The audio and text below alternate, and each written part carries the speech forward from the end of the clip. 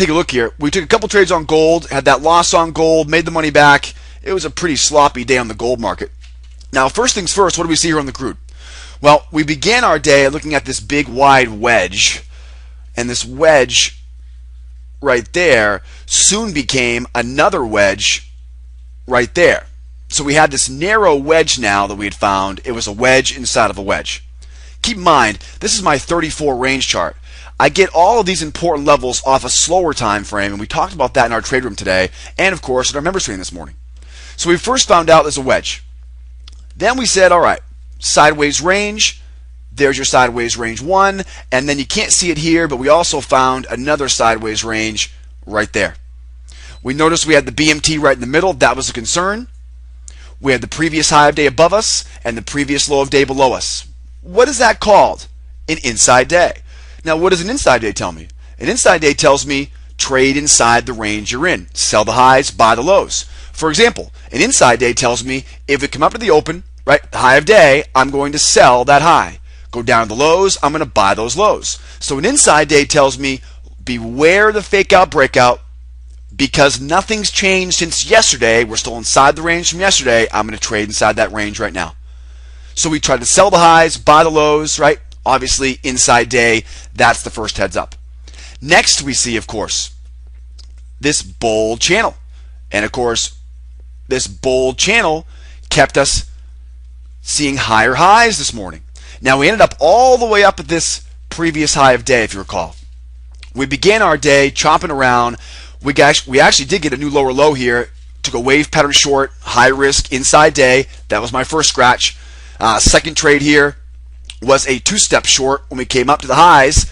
Tried to sell off here, sell off there, nothing moving. My fourth trade of the morning here on crude was a wave pattern long, trying to break out. Swatted back down, nothing happening. So my first 4 trades, +5, -5s, and of course, nothing happening. I'm break even on the crude. I was in the red though when you tossed in the gold. I had that loss on gold. So we began by trying to sell the lows, didn't happen. Well, sell the retracement below the new low lows, that didn't happen. Inside day, try to sell the highs, very sloppy around the open this morning.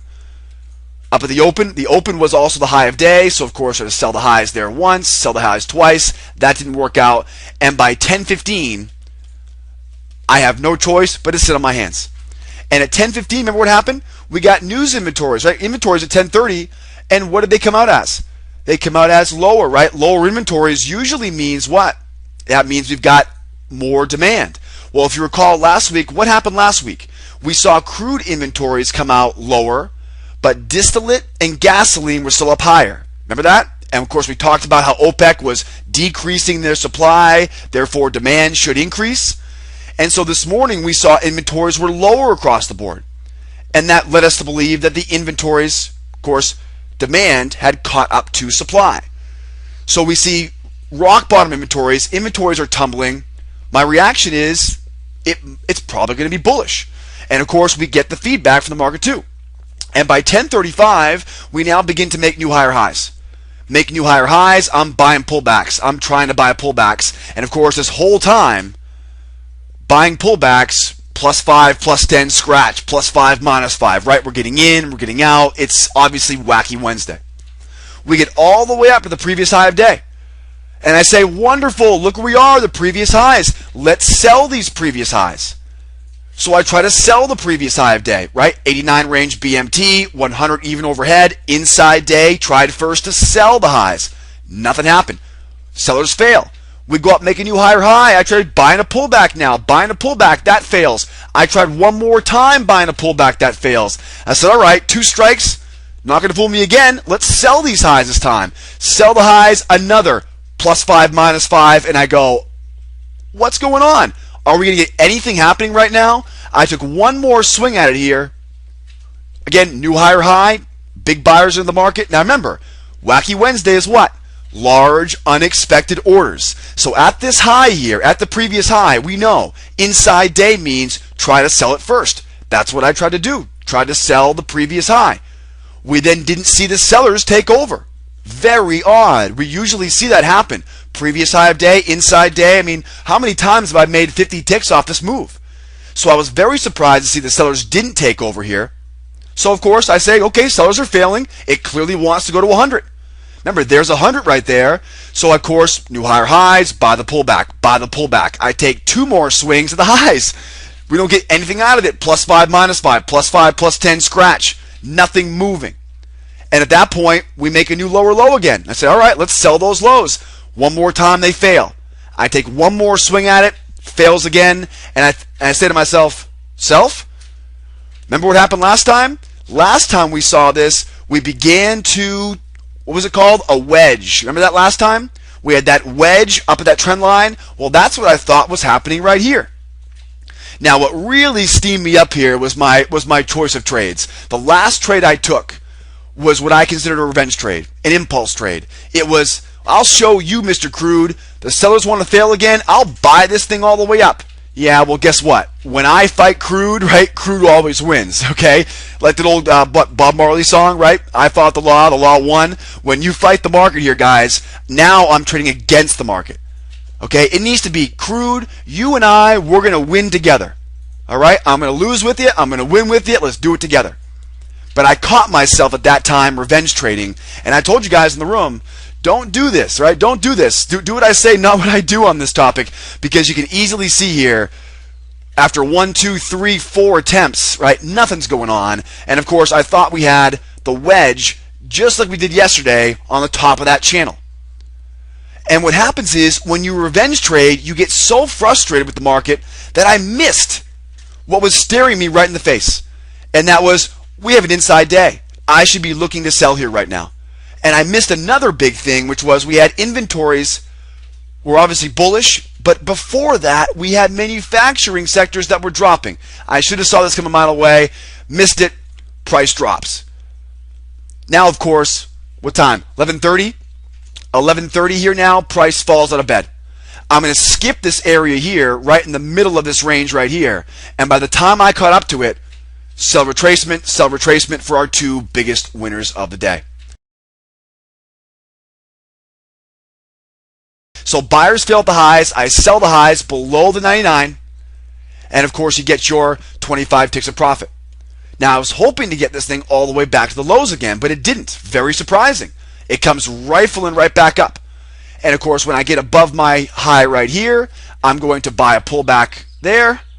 We buy a pullback at 1048, wave long, 99.53, 10, 20, 34 ticks. So you can see here, once I got through those first 4 scratches, I dug myself out of the hole pretty easily. 25 ticks, 34 ticks, and then we'll come up here once again. I'm going to sell the previous high of day now. We go right up to that previous high of day. Nice big winner there. Right to the previous highs. Inside day tells me, look to sell the highs first. I tried first of all here to sell those highs. 1051, 79 was the fill, get a +5 -3. Again, pretty much a scratch trade there. Buyers fail, sell the highs, trying to go now back down into the inside day. Remember, if we're above the previous high of day, it's an outside day. If we're below the previous highs, it's an inside day. So I'm an inside day here now until I see these sellers fail. Now, once we saw the sellers fail here, we get new higher highs. Inventories were lower. We just saw those sellers fail. I'm going to try to get long here, right? New higher high, buy a pullback. As you can see, I'm going to take 1, 2 swings this one. 1101 and 1102.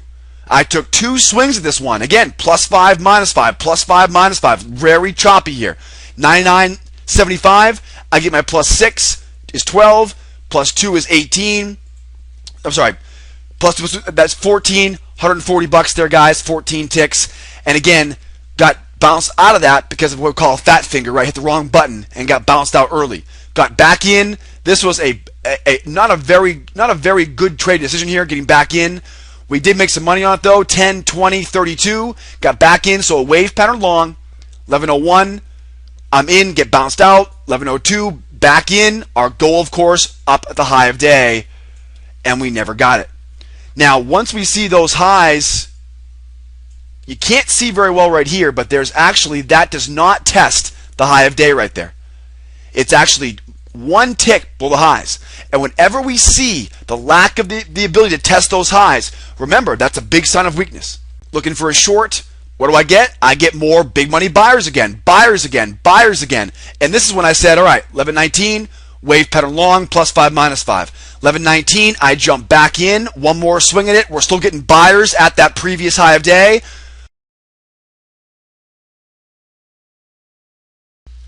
So of course I skipped the two-step short, the wave pattern short. This was after we had oversold momentum at the open. Again, we're thinking, show me some proof here. Well, then it tumbles hard. And when it tumbles hard, I'm now in the middle. I'm not going to trade the middle. I'm not going to trade the BMT. My exact words were, get me below the 99 and then look for some wide open spaces and I can take this thing short. New lower lows, wave pattern 1, new lower lows, wave pattern 2. The target, of course, at the low of day. And look at this, it never could make it happen.